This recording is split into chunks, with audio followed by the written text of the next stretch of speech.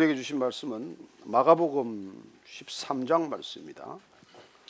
마가복음 13장 28절로 37절까지 말씀을 저와 여러분이 한 목소리로 읽습니다.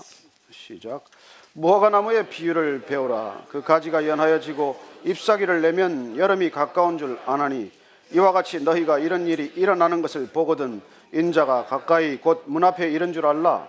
내가 진실로 너희에게 말하노니 이 세대가 지나가기 전에 이 일이 다 일어나리라. 천지는 없어지겠으나 내 말은 없어지지 아니하리라. 그러나 그날과 그때는 아무도 모르나니 하늘에 있는 천사들도 아들도 모르고 아버지만 아시느니라. 주여라 깨어있으라. 그때가 언제인지 알지 못함이라. 가령 사람이 집을 떠나 타국으로 갈 때 그 종들에게 권한을 주어 각각 사물을 맡기며 문지기에게 깨어있으라 명함과 같으니 그러므로 깨어있으라. 집주인이 언제 올는지 혹 저물 때일는지 밤중일는지 닭 울 때일는지 새벽일는지 너희가 알지 못함이라. 그가 호련히 와서 너희가 자는 것을 보지 않도록 하라. 깨어있으라. 내가 너에게 하는 이 말은 모든 사람에게 하는 말이니라 하시니라. 아멘. 하나님 아버지, 저희들 주님의 시간 알고자 또 주님의 시간을 살고자 주님의 말씀 앞에 귀를 기울입니다. 하나님, 이 시간도 깨어있는 시간 되게 하시고 말씀이 저희들의 분별의 능력 되게 하여 주옵소서. 예수님 이름으로 기도합니다. 아멘. 우리가 지금 인간의 시간과 하나님의 시간이라는 두 가지 시간의 특성이 어떠한가를 배우고 또 깨닫고자 이 말씀을 따라가고 있습니다. 우리는 땅을 살지만 하늘을 바라봅니다. 이 땅에서 이 하늘 보며 살지만 새 하늘 새 땅을 소망하며 사는 사람들입니다. 인간의 시간을 살지만 하나님의 시간이 어떠한가를 궁금히 여기며 그 시간을 우리가 살고자 하는 열망 가운데 우리 늘 말씀을 붙들고자 하는 것이죠. 오늘 말씀은 종말에 관한 말씀입니다. 종말 얘기를 할 때면 당연히 따르는 질문이 있죠. 그때가 언제인가? 도대체 그때가 언젠가? 우리는 그때에 관심이 많습니다. 언제 종말이 온다는 것이냐? 기독교는 종말론적 역사관입니다. 종말론적 인생관이에요. 시작도 있고 끝이 있다는 시간관입니다. 언제가 끝인가? 우리는 그 끝의 시간에 늘 궁금하지만은 오늘 말씀을 따라가 보면 종말이 있다는 사실을 알려주는 것보다 더 중요한 것은 종말의 때를, 이 종말의 시간을 어떻게 살아가야 할 것인지에 대한 예수님의 권면입니다. 오늘 이 얘기의 배경이 되는, 이 대화의 배경이 되는 부분은 예수님께서 제자들을 데리고 예루살렘 성전을 찾아간 것이죠. 제자들이 얼마나 그 웅장한 성전을 보고 경탄했는지 모릅니다. 예수님 저 좀 보십시오. 얼마나 저 성전이 웅장합니까? 얼마나 대단합니까? 근데 예수님께서는 뜻밖의 내가 경탄하는 저 웅장한 성전에 돌 위에 돌 하나 남기지 않고 다 무너지게 될 것이다 라고 말씀하십니다. 어쩌면 제자들은 예수님의 말씀을 듣고 더 놀랐을 것입니다. 웅장한 성전을 보고 놀랐던 것보다도 저게 모든 것 하나 남기지 않고 무너질 것이라는 말에 더 놀랐을 것입니다. 실제 그 성전은 대단한 성전이었거든요. 솔로몬 성전에 이어서 바벨론 포로 이후에 다녀온 이스라엘 백성들이 지었던 제2성전 스룹바벨 성전, 그 성전이 거의 회파되었을 때 헤롯이 지은 이 제3성전은 사실 이스라엘 백성들의 비위를 맞추기 위해서 크게 지어도 엄청 크게 지었던 것이죠. 헤롯이라는 이 유대인 출신이 아닌 정통 유대인 출신이 아닌 리더십을 어쩌면 보강하기 위해서 이스라엘 백성들의 환심을 사기 위해서 그야말로 예루살렘 시내 전체의 면적의 6분의 1에 해당하는 큰 성전을 지은 것입니다. 오늘 이 제자들이 경탄했던 돌 하나 크기가 얼마나 큰지 길이가 12m요. 너비가 3.6m요. 높이가 6m나 되는 그런 돌들을 쌓은 것이죠. 물론 그것도 다 무너지고 오늘날 예루살렘을 가면은 서쪽 벽 일부만 남아서 통곡의 벽이라고 이름하는 잔재가 남아 있습니다. 예수님께서 그 돌이 깡그리 무너질 것이라고 말씀하시는 이유, 그 예언의 목적, 그 예언이 시사하는 바를 오늘 우리가 한번 깊이 살펴봄으로써 인간의 시간을 살아가지만 하나님의 시간에 대한 보다 분명한 이해를 할 수 있다는 것이죠. 도대체 그 때가 언제인가? 그래, 우리 개인의 인생의 그 때는 언제이고 또 이 세상의 끝은 언제인가? 우린 요한계시록을 이미 마쳤습니다. 아침 예배 때마다 우리가 읽은 그 요한계시록 말씀을 통해서 이 세상의 종말, 우주적인 종말이 어떤 모습이 될지를 다 이미 살폈어요. 그러나 이때는 아직까지 제자들이 사실 예수님과 함께 동행하는 제자도의 삶을 살고 있는 때입니다. 늘 그 부분이 궁금했던 것이죠. 예수님께서 마침 그 말씀을 하시자 이제 제자들과 함께 감람산에 올라가서 성전을 굽어보고 내려다보며 그 대화는 이어집니다. 그리고 오늘 예수님께서 무화과 비유를 들어서 때에 관한, 시간에 관한 말씀을 풀어가십니다. 28절, 29절 말씀 한 번 더 보실까요? 시작. 무화과 나무의 비유를 배우라. 그 가지가 연하여지고 잎사귀를 내면 여름이 가까운 줄 아나니 이와 같이 너희가 이런 일이 일어나는 것을 보거든 인자가 가까이 곧 그 문 앞에 이런 줄을 알라. 예, 무화과 나무뿐이겠습니까? 이 땅에 있는 모든 것들이 사실 자연적인 시간, 크로노스의 시간을 따라 흘러가고 있지만은 그 시간 가운데 하나님께서는 하나님의 뜻, 하나님의 목적이나 계획이 거기에 숨겨져 있다는 것입니다. 그래서 우리는 때를 분별하는 것이 성숙이고 지혜의 척도라는 것을 잘 압니다. 그리고 미숙하다는 것은 때를 분별하지 못하는 것이죠. 어리다는 것은 무엇입니까? 공부할 때하고 놀 때를 분별하지 못하는 것 아닙니까? 공부해야 할 때는 놀고 시험 직전에는 졸고 그러다가 시험 망치고 그런 것 아니에요? 또 나이 들어서 결혼할 때가 됐는데 결혼할 때를 놓치면 어떻습니까? 세상 모든 이성들이 다 자기 편인 줄 알고 시간 보내다가 나중에 보니까 아무도 남아있지 않다 이런 거 아닙니까? 때를 안다는 것, 이거 대단히 중요한 분별력이고 때를 안다는 것이야말로 지혜의 가장 중요한 자원이에요. 그래서 오늘 예수님께서 그 때를 안다는 것, 무화과를 보라, 잎이 가지가 나고 저렇게 푸른 잎이 무성하면 여름이 온 줄 왜 모르느냐. 그래요, 아침에 동이 트면 새벽이 오는 것이고, 그리고 저녁에 해가 지면 밤이 오는 것이고, 바람이 불면 벌써 어떤 태풍이나 폭풍의 조짐을 우리가 느끼는 것처럼 이 천하 만사 만물 가운데 하나님께서는 하나님의 섭리를 가지고 계신다는 것입니다. 그래서 이 자연 전체를 우리는 일반 계시라고 말합니다. 이 성경에서 특별히 계시된 예수님을 놓고 우리는 특별 계시다 그렇게 말씀하지 않습니까? 어쨌건 우리가 분별하고자 한다면 깨어 있으면은 그 시간을 통해서 이 흘러가는 자연적인 시간, 땅의 시간, 인간의 시간을 통해서도 우리는 하나님의 시간을 느낄 수 있다는 것이죠. 하나님께서 왜 그 변화를 통해서 자연적인 시간에게 변화를 줌으로써 하나님을 계시하고자 하십니까?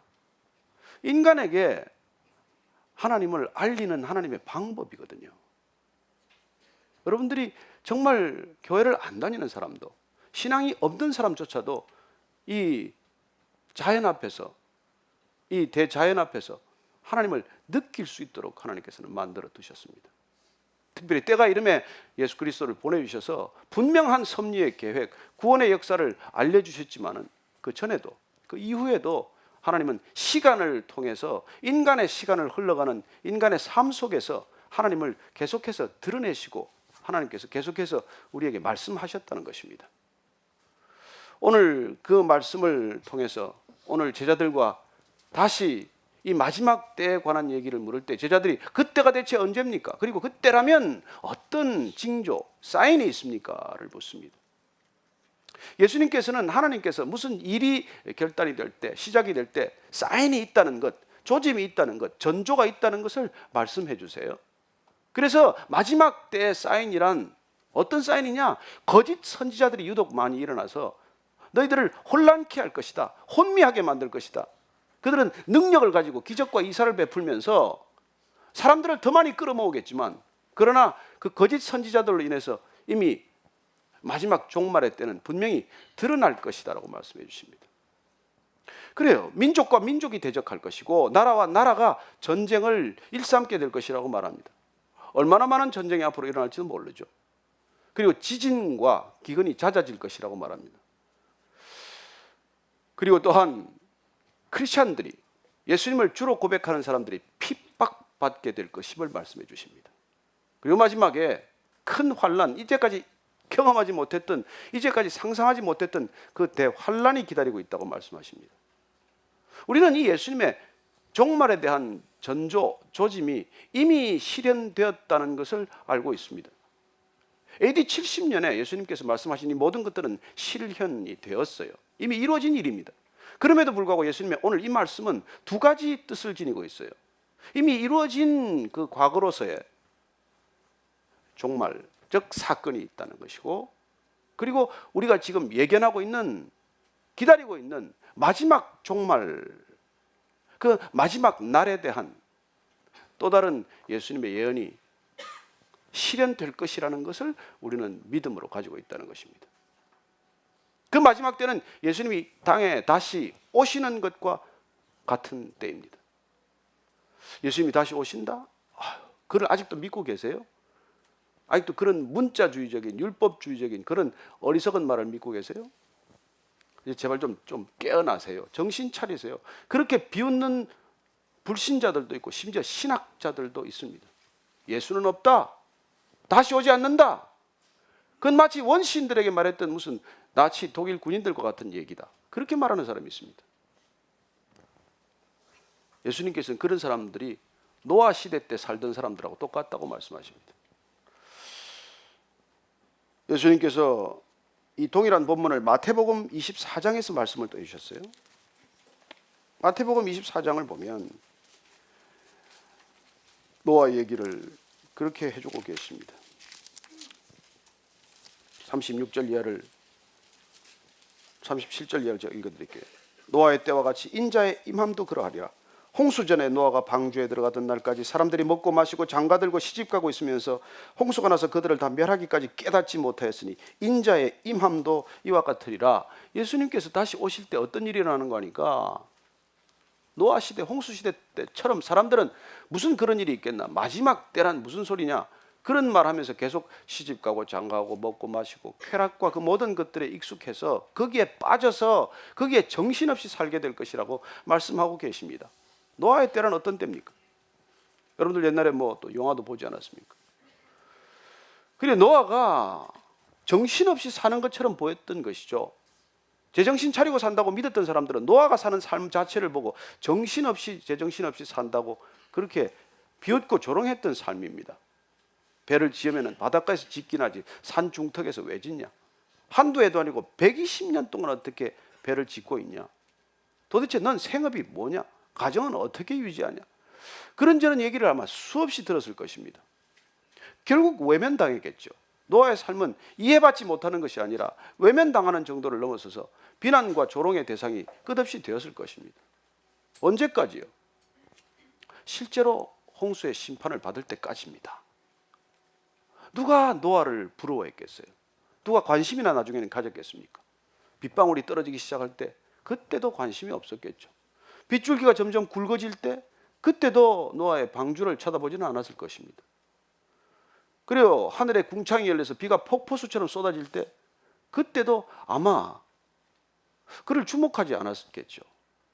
그러나 언제 그를 볼 수밖에 없는 때가 됩니까?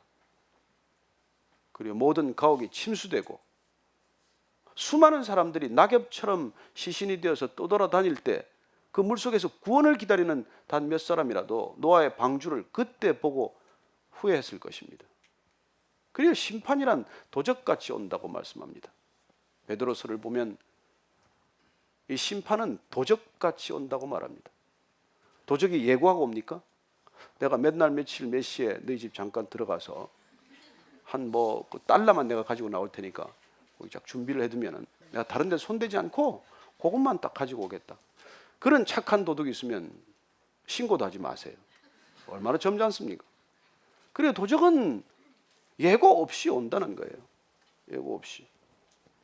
그래서 예수님께서 근데 이런 일들이 이 비유, 무화과 비유를 들어주시고 나서 30절, 31절 말씀 보면은 이런 종말론적 사건이 예수님 세대도 있고 오고 올 세대도 있다는 것입니다. 같이 한번 읽을까요? 30절, 31절입니다. 시작. 내가 진실로 너에게 말하노니 이 세대가 지나가기 전에 이 일이 다 일어나리라. 천지는 없어지겠으나 내 말은 없어지지 아니하리라. 이 세대가 지나가기 전에, 이 세대라고 표현된 말 때문에 조금 혼란스러워요. 아니, 한 세대라는 게 우리 시대는 지금 한 30년을 말하는데 예수님 때는 한 100년을 얘기했어요. 그 세대가 지나가기 전에 이 모든 일들이 다 이루어질 것이다.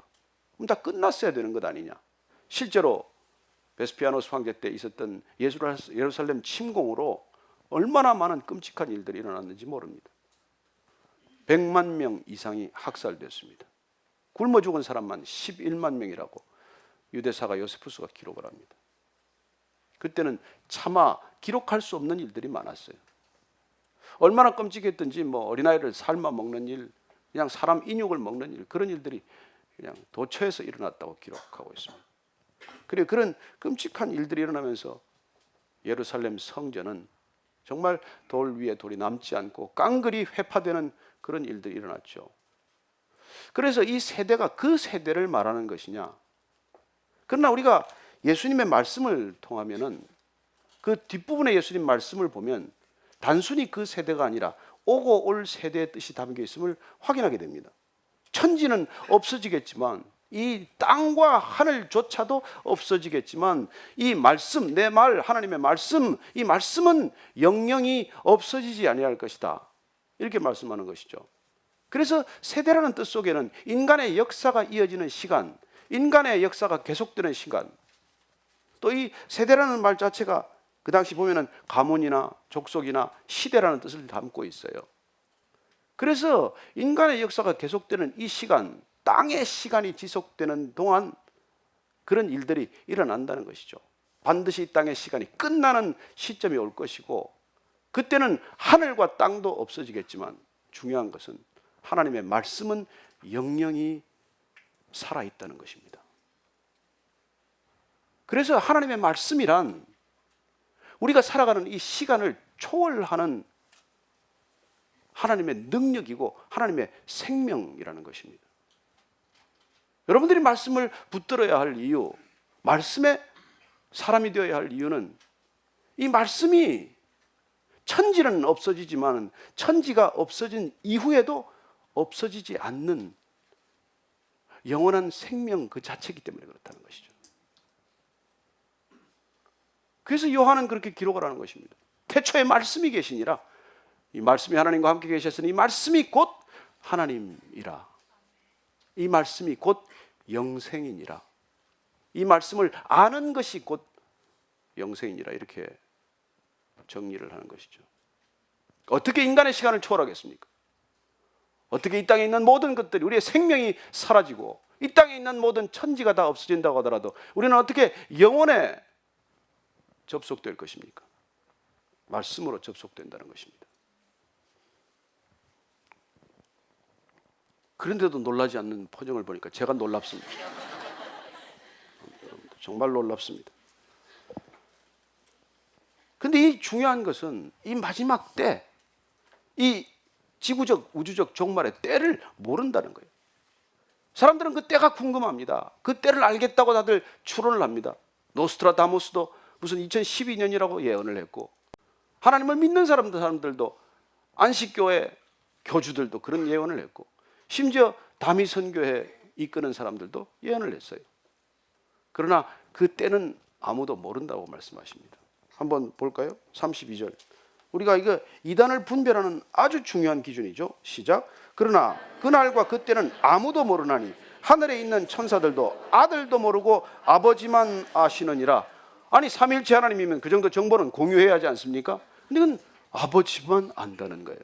근데 그 당시에 아버지만 안다, 이 표현을 들으면은 이스라엘 백성들은 무슨 말인지 금방 알아들어요. 왜냐하면 이 말은 결혼 풍습에서 유래된 말이기 때문입니다. 이스라엘에 결혼할 때 풍습이 아주 독특하죠. 남자가 평소에 여자를 찍습니다. 찍어놓고, 그리고는 이제 그 여인에게 청혼하러 가는 것이죠. 청혼하러 갈 때는 그 집안에서 자기를 개런티하고 잘 프레젠테이션 해줄 수 있는 든든한 후원자를 데리고 갑니다. 가서 노크를 하고 신부될 사람의 아버지부터 먼저 면접을 해요. 그 아버지에게 이제 뜻을 전합니다. 대개 따님을 제가 아내로 삼고 싶습니다. 그러고는 가지고 온 지참금, 여러분 현금은 중요하죠. 그 금과 은을 내놓고 이걸 이제 달라고 이제 이렇게 네고시에이션 하는 것이죠. 그러면 아버지가 마음이 열리면 딸을 부릅니다. 그러면 그 딸과 약혼식을 하는 것이죠. 그래서 가지고 간 포도주 가죽 부대에서 잔을 하나 따라서 반잔을 마시고 반잔을 신부 될 사람에게 주면 신부가 반잔 마시되 한 모금 남겨서 그 한 모금을 결혼 서약서, 준비해간 결혼 서약서에 이렇게 부으면 정혼, 결혼이 약속되고 결정된 것입니다. 그러면 합법적으로 이제 부부가 된 거예요. 같이 살지는 않습니다. 그 일이 마치면은 신랑은 다시 집으로 돌아갑니다. 그리고는 집에 돌아가서 신부를 데리고 올 거처를 마련해야 합니다. 그 시간이 보통 1년 남짓한 시간이 걸리는 것이죠. 그러면 어느 날 아버지가 아들이 거처를 마련한 것을 다 보고 이제 조용히 불러서 아들에게 이제 때가 이르렀으니 내가 가서 신부를 데려오너라. 그 날을 결정하는 것은 오직 아버지만이 결정하는 것입니다. 아버지만의, 신랑 아버지의 고유 권한이에요. 신랑은 그동안에 이제 집을 만들며 준비를 하는 것이죠. 결혼하기 전에 집은 있어야 돼. 집을 다 준비 잘 하십시오. 자꾸 부모한테 지어달라고 하지 말고 그 거처는 본인이 지어야 돼. 본인이 마련해야 돼. 그래서 그 소식을 이제 풍문에 신부는 듣고 있어요. 남편이 될 사람이 뭘 하고 있는지. 그래서 이제 오나 저제 오나 언제 오나 그때가 언제인가 이게 항상 궁금한 거예요. 기다려지는 거예요. 그러나 제대로 된 신부라면 어떡하겠어요? 남편을 연구합니다. 시아버지 시부모 될 사람 연구해요.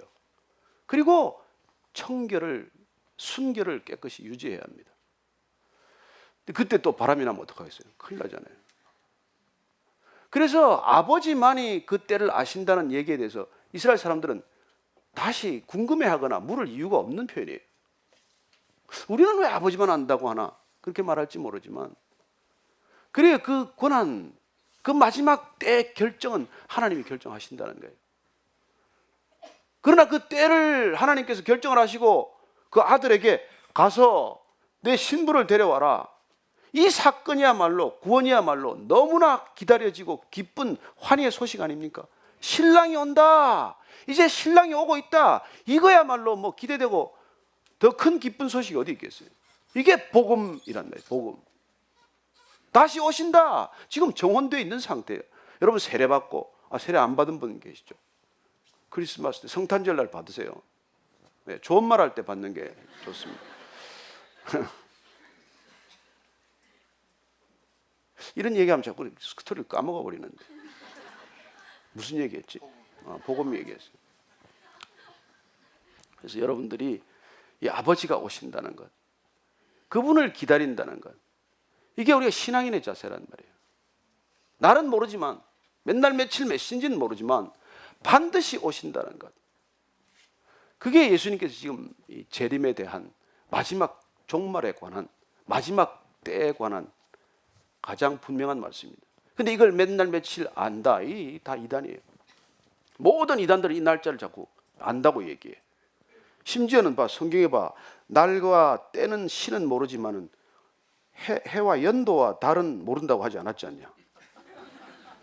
실제로 그래서 다미성교가 92년 10월까지로 예언을 한 거예요. 그게 해와 달은 없지 않냐?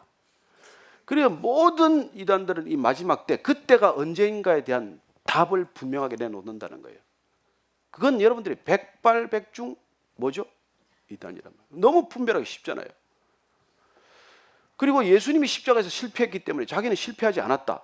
이런 사람들이 있잖아요. 그래서 십자가 없는 영광이 마치 가능한 것처럼 얘기하는 다 이단들이에요. 여러분 통일교, 문선명신 자기가 예수님이에요. 예수님은 실패했고 자기는 성공했다고 말합니다. 어떻게 그럴 수가 있어요? 그래서 우리가 그 마지막 때를 우리가 언제인지는 모르지만 마지막 때가 있다는 사실과 그 마지막 때가 있기 때문에 지금 이 한시적인 시간을 살아가는 우리의 삶의 태도와 자세가 어떠해야 하는지에 관해서 예수님께서 그 뒤에 말씀해 주신 거란 말이죠. 그래서 그 뒤에 33절 한번 보십시다. 같이 읽습니다. 시작. 주의하라, 깨어 있으라, 그때가 언제인지 알지 못함이라. 여기 깨어 있으라고 번역을 했는데 뒤에 34절 35절 한번 계속 읽어볼까요? 가령 사람이 집을 떠나 타국으로 갈 때 그 종들에게 권한을 주어 각각 사물을 맡기며 문지기에게 깨어 있으라 명함과 같으니, 그러므로 깨어 있으라, 집주인이 언제 올는지, 혹 저물 때일는지 밤중일는지 닭 울 때일는지 새벽일는지 너희가 알지 못함이라. 깨어 있으라가 3번 있는데 앞에 있는 깨어 있으라와 뒤에 2번 있는 깨어 있으라는 헬라어는 원어가 달라요. 다른 뜻이에요. 번역을 여기 같이 해놨는데 앞에 있는 거는 그냥 준비하라, 이런 준비하라는 뜻이 강해요. 그러니까 앞에 33장 말씀을 갖다 그냥 조금 다르게 제가 번역을 해보면 그냥 보라, 준비해라. 왜냐하면 그때가 언제인지 모르지 않냐. 이게 아주 가까운 뜻이죠. 근데 그 뒤에 보면은 깨어 있으라고 말하는 것은 이건 정신 차리고 있으라, 이런 뜻이 강해요. 제발 좀 졸지 말고 정신 좀 차리고 있으라. 여러분, 졸지 마세요. 제가 잘 졸아요, 사실. 나이 드니까 더 잘 졸아요. 차만 타면 졸아요. 제 아내가 자꾸 이렇게 그냥 옆에서 조는 게 보기 싫대요. 왜 자지 조느냐 이렇게 말해요. 아니, 조나 자나. 근데 아니라는 거예요. 졸지 말고 잠이 오면 가서 침대에 들어가서 자라는 거예요. 그래서 제가 나중에 깨달았어요. 아, 잠을 자되 졸지는 말아라. 여러분, 중요한 얘기예요. 설교 시간에 졸지 마세요. 아마 제가 졸게도 안 하지만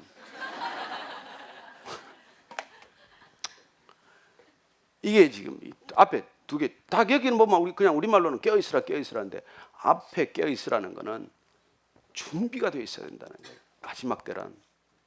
그래서 그 준비하는 모습을 갖다가 예수님께서 집주인이 해외 출장 갔다. 해외 출장 떠나면서 집에 있는 그 이렇게 청지기들, 하인들한테 부탁을 하고 왔어요. 무슨 부탁을 하고 왔습니까? 보니까 사무를 맡겼는데 그 사무의 내용이 보면 말이죠. 사실 그 집에 있는 사람들, 그 집에 있는 사람들 가장 잘 돌보는 거예요. 주인집 아들들도 있을 것이고 주인의 무슨 다른 손님들도 있을 것이고 그 청지가 해야 될 일은 그 사람들을 가장 잘 돌보는 거 아니겠어요? 그래요. 그걸 할 때 제발 그렇게 경각심을 가지고 정신 차리고 그걸 남의 일 하듯이 하지 말고 그 주인 일을 바로 내 일처럼 하는 게 청지기 정신 아니에요. 예수님께서 가장 부탁한 내용이 뭐예요? 내 양을 치라는 거 아니에요. 내 양을 치라고 3번씩 베드로에게 얘기했죠. 그 치라가 때리라는 건 알죠. 내 양을 먹여라. 내 양을 양육해라. 내 양을 돌보라. 그게 주인이 떠나면서 부탁한 유일한 일이란 말이에요. 여러분들은 지금 주님이 다시 오실 때까지 여러분들한테 맡긴 일이, 맡겨준 사람이, 맡겨준 관계가 어떤 건지를 이걸 잘 체크를 하셔야 되는 것이죠. 그런데 언제 돌아오는 귀국 날짜를 안 가르쳐 주셨단 말이에요. 그 왜 안 가르쳐 주시겠어요? 그냥 도둑같이 오는 게 취미여서 그렇게 하셨을까요? 여러분, 그 날짜를 알려주면 어떤 일이 일어납니까? 못된 하인은 돌아오기 직전까지 그냥 놀 거 아니에요. 그러고는 술 친구들 불러다가 파티하고 그리고 시간 다 보내고 이럴 거란 말이에요. 이거는 악한 종이에요. 근데 또 하나 어리석은 종은, 게으르고 어리석은 종은 맨날 골방에 들어가서 기도하고 있어요. 그리고 아예 그냥 기도원에 들어가. 깊은 산에 들어가. 주인이 올 때까지 그냥 기도만 하고 있는 거예요. 여러분, 이건 어리석은 종이에요. 예수님 믿는 사람은 기도원에서 시간 다 보내지 않습니다. 거기서 맨날 아침부터 밤까지 기도하는 것보다 더 중요한 일이 뭐예요? 내게 맡긴 사람을 돌보라는 거예요. 저는 우리가 종말론적 시대를 살아간다는 거 다 안다고 믿습니다. 여러분들 개인의 삶에도 종말이 있고 여러분들 모두에게도 다 종말이 있다는 것, 이 온 땅에, 온 세상에 종말이 있다는 것을 분명히 잘 알고 있다고 믿습니다. 그러나 그 사람들에게 오늘 예수님께서 말씀하십니다. 깨어 있으라. 제발 준비되어 있으라. 그리고 제발 정신 차리고 있으라. 그리고 36절 말씀 보면은 호련히 와서 너희가 자는 것을 보지 않도록 하라 말씀하십니다. 기독교 시간과는 호련입니다. 호련히. 갑작스럽게입니다. 예상 밖입니다. 뜻하지 않은 시간입니다. 이 시간에 준비가 되어야 한다는 것이죠. 마치 열처녀 비유처럼 신랑이 올 때 5처녀는 기름이 떨어져서 기름 사러 갔다가 신랑을 맞지 못하는 일이 있어서는 안 된다는 것이죠. 왜 그런 일이 일어났습니까? 준비하지 않았기 때문에, 깨어있지 않았기 때문에, 그리고 정신 차리고 있지 않았기 때문에 그런 일들이 일어난다는 것이죠. 저는 여러분들이 이 마지막 때를 살아간다는 것, 분명한 시간 인식이 있게 되기를 바랍니다.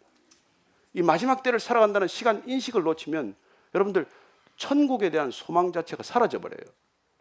그리고는 이 땅에 사는 것에 익숙해져 버리고 이 땅의 모든 기준에 그냥 하루하루 쫓기듯 살게 되는 것입니다.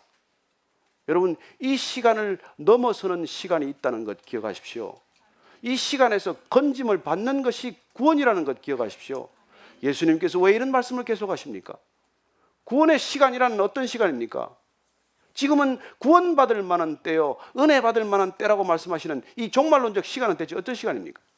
인간의 시간과 하나님의 시간이 절묘하게 겹쳐져 있는 시간이에요. 그래서 이 시간이 소중한 것입니다.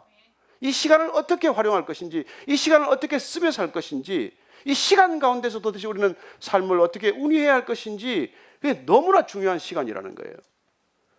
그런데 악한 종들은 이건 그냥 매일같이 파티나 하고 먹고 마시는데 시간 다 써버리는 사람이 있는가 하면, 이 세상 끝을 쫓느라고 정신없이 살아가는 사람이 있는가 하면, 어떤 사람은 무슨 그냥 깊은 골방에 들어가서, 깊은 기도원에 들어가서 주인은 어떤 일이 일어나든 나는 그냥 주님 오실 날 기다린다 하고만 산다면 둘 다 주님이 원하시는 길이 아니라는 거예요. 주님께서는 이 마지막 때를 사는 우리 모두에게 맡겨주신 사람이 있고 맡겨주신 소명이 있고 감당해야 할 몫이 있기 때문에 그걸 끝까지 잘 하고 있으면 언제 와도 상관이 없지 않아요. 그래서 종말의 시간을 산다는 것은 오늘 밤이 종말이더라도 상관이 없고 내일이 종말이더라도 상관이 없고 내년이 종말이라도 상관이 없는 삶이에요. 그게 종말론적 삶이고 그게 이미 영혼에 편입된 시간이란 말이에요. 예수님께서는 33년 사셨어요. 공생이라고 부르는 시간은 비록 3년에 불과합니다. 그러나 3년 사셨던 예수님, 3년간 하나님의 일을 감당했던 그 예수님께서 모든 것 다 이루었다라고 고백할 수 있는 이유는 무엇입니까? 그 3년의 시간 속에 이미 영혼이 이루어졌기 때문에 그 삶 가운데 모든 영혼이 하나님께서 이 땅 가운데 주신 이 인간의 시간 가운데 영혼의 시간이 이미 접속되었기 때문에 십자가에서 그 사건이 이루어졌기 때문에 예수님께서는 다 이루었다라고 고백할 수 있는 것이죠. 우리의 시간은 짧습니다. 우리가 이 제목으로 말씀을 나누는 까닭은 인간이 유한한 시간을 살기 때문입니다. 여러분, 나이 60, 70 넘어가서 나이 드신 분 다 물어보십시오. 한결같은 대답입니다. 시간 짧습니다. 순식간입니다. 살같이 흐릅니다. 그 시간 때로는 정말 허망합니다. 누구나 동일한 고백을 합니다. 그래서 만약에 우리가 이 인간의 시간이 전부라면 정말 인간과 짐승은 구별되지 않습니다. 그러나 인간이 인간인 까닭은, 인간이 동물과 다른 까닭은 이런 흘러가는 자연적 시간 가운데서 영원한 하나님의 시간을 우리가 깨닫고 갈망하고 소망하면서 그 시간으로 우리 인간의 시간을 바꿔가는 작업이 이 짧은 시간에 가능하기 때문이고 그 일이 곧 구원이라고 하는 하나님의 섭리이기 때문입니다. 얼마나 귀중한 시간입니까? 얼마나 황금 같은 시간입니까? 이 시간 가지고 매일 술 파티나 하시겠습니까? 사람들하고 그냥 끝없이 갈등하며 시간 보내겠습니까? 그 사람들 여러분 알지도 못하고 무슨 일이 있는지도 모르고 앞에 무슨 일이 기다리고 있는지도 모르는 사람들하고 뭘 가지고 다툴 일이 있습니까? 저는 정말 여러분들 이 시간을 경험하고 나서 인생의 진정한 자유를 경험한다고 고백할 수 있게 되기를 바랍니다. 제가 이런 자유를 경험한 사람들 얘기를 오늘 일부 예배 때 두 사람 예화를 들어줬는데 아무도 기뻐하지 않아서 난 이분은 안 해야 되겠다고 생각을 했어요. 뭐 감동이 없더라고요. 감동이 없어요.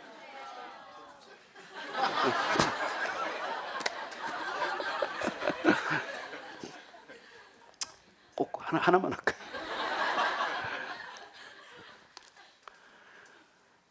뭐 다 그런 얘기인데 사실. 이제 말기암 환자예요. 6개월 진단받았는데 이분은 이제 6개월 동안 어떻게 살 건지를 결정한 거죠. 2달간을 갖다가 그동안 마음이 어려웠던 사람들하고 관계를 푸는 데 쓰기로 결정을 했어요. 그래서 일주일에 2-3번씩 계속 연락을 해서 이제 좀 만나자고 한 것이죠. 병원에 뭐 병문안 와달라는데 누가 거절하겠습니까? 아무리 불편해도. 그래서 와서 이제 정말 본인이 먼저 사과한 것이죠. 와줘서 고맙다. 내가 참 기억을 해보니 이런 일들이 너가 참 불편했을 것 같아. 내가 이제 시간이 얼마 남지 않았는데 꼭 내한테 사과하고 싶었다. 그렇게 한 사람 한 사람 풀면서 어떤 사람과는 그냥 얼싸안고 울고 눈물로 화해하고 정말 그 이전보다 더 깊은 관계를 가진 것이죠. 그 나머지 시간은 이제 사랑했던 사람들한테 한 사람 한 사람 연락해서, 물론 자녀들도 있고 친구들도 있고 심지어는 해외에 있는 친구도 불러서 내 장례식에 올 필요 없다. 뭐 죽고 나서 내가 오면 뭐 하냐. 살아있을 때 그냥 얼굴이라도 한번 보고 같이 좀 얘기라도 좀 했으면 좋겠다. 이렇게 몇 사람 초청해서 만나고 차례차례 만나면서 6개월 시간을 다 보냈어요. 그리고 떠나야 되는데 안 떠나지네. 그냥 다 나와버렸대. 거기다 나와버린 거예요. 그래서 주위에 있는 친구가 그렇게 물었답니다. 너 그때 병상에 있을 때 시간 아깝지 않냐? 아니, 나는 정말 살았던 시간이다. 내가 평생에 50평생 살았던 시간은 헛살은 거고, 그 시간, 그 병상에서 겪었던 시간이 유일하게 바르게 살았던 시간, 제대로 살았던 시간, 가장 의미 있는 시간이었다는 것을 깨달았다는 거예요. 그리고 나머지 시간은 나는 오직 그렇게 살기로 결정했다라고 말합니다. 여러분, 그게 종말론적 시간 아니에요. 우린 누구에게나 그런 지금 6개월이 아니라 시한부 인생이 선고되어 있지 않습니까? 그 때는 모르지만, 그 날이 언제인지는 모르지만 우리 모두에게는 그런 시간이 주어져 있다는 것이죠. 개인적으로도 그렇고 그 시간을 알지 못하지만 전 지구적으로도 이 세상도 마찬가지라는 것입니다. 그래서 우리가 이 종말의 시간을 살아갈 때 가장 중요한 우선순위가 어디 있느냐를 예수님께서 가르쳐 주기 위해서 이 종말의 시간을 통해서 하나님의 시간을 선물하기 위해서 이 얘기를 끄집어낸 것입니다. 저는 구원이란 여러분들이 이 인간의 시간 속에서 하나님의 시간을 경험하는 것이라고, 경험하는 사건이라고 믿습니다. 여러분들이 한 주간의 삶 가운데 그런 때로는 힘겹고 포기하고 싶고 이 삶도 지긋지긋하다, 이 시간도 나는 길다, 그런 순간이 있을 수 있겠지만, 그러나 여러분, 이 인생에 주어진 시간이란 영혼을 기억하고 영혼으로 돌아가기 위한 하나님의 유일한 선물임을 기억하시기를 바랍니다. 이 땅에 있는 것들이 중요한 것이 아니고 이 땅의 그 모든 것들을 통해서 하나님을 기억하게 하시고 하나님께로 돌아오게 하시고 하나님을 사모하게 하시고 하나님을 사랑하도록 하는 놀라운 이 시간, 이 충만한 시간을 날마다의 삶 가운데 고백할 수 있게 되기를 바랍니다. 기도하실 때 정말 하나님 아버지, 이 삶 가운데 주신 소중한 생명, 소중한 시간, 주님 어떻게 써야 할지를 알게 하셨으니 주님, 막힌 것들이 뚫어지게 하시고 매여진 것들 풀어지게 하시고 내 인생 가운데 해결되지 않은 수많은 관계들이 주님 주신 시간 안에서 아름답게 해결되고 영원한 시간 속에 기억되게 하여 주옵소서. 한번 그렇게 기도하십시다. 하나님 아버지, 감사합니다. 주님께서 이 땅에 오셔서 우리에게 정말 눈 깜짝할 새에 사라져버리는 이 시간 살지만은 이 시간을 통해서, 이 짧은 시간, 짧은 생애를 통해서 영혼을 기억하게 하시고 영원한 시간 속으로 우리를 인도하시고 영혼 가운데서 이 시간을 바라보게 하시니 감사합니다. 하나님, 막힌 것들 다 뚫려지게 하시고 묶이고 맺힌 것들 다 풀어지게 하소서. 하나님, 이 인간의 시간 속에서 하나님의 시간을 발견하고 하나님의 시간으로 달려가는 우리 모두가 되게 하여 주옵소서. 하나님 감사합니다. 하나님 사랑합니다. 하나님 아버지, 참으로 감사합니다. 인간으로 태어났다는 것, 인간으로 살아간다는 것, 그리고 짧은 시간이지만 이 인생을 통해서 우리가 감당해야 할 일과 발견해야 할 것들이 있다는 것 알게 하셔서 감사합니다. 하나님, 짧은 인간의 시간 가운데서 영원한 하나님의 시간을 발견하고 사모하며 그 시간으로 우리 인생 건져 올리는 날마다의 일상이 되게 하여 주옵소서. 이 시간이 전부인 줄 알고 살아가는 사람들에게 하나님의 손을 전하게 하시고 하나님의 마음을 전하게 하시고 영원하신 하나님의 말씀을 전하는 전도자의 삶이 되게 하여 주옵소서. 예수님 이름으로 기도합니다. 아멘.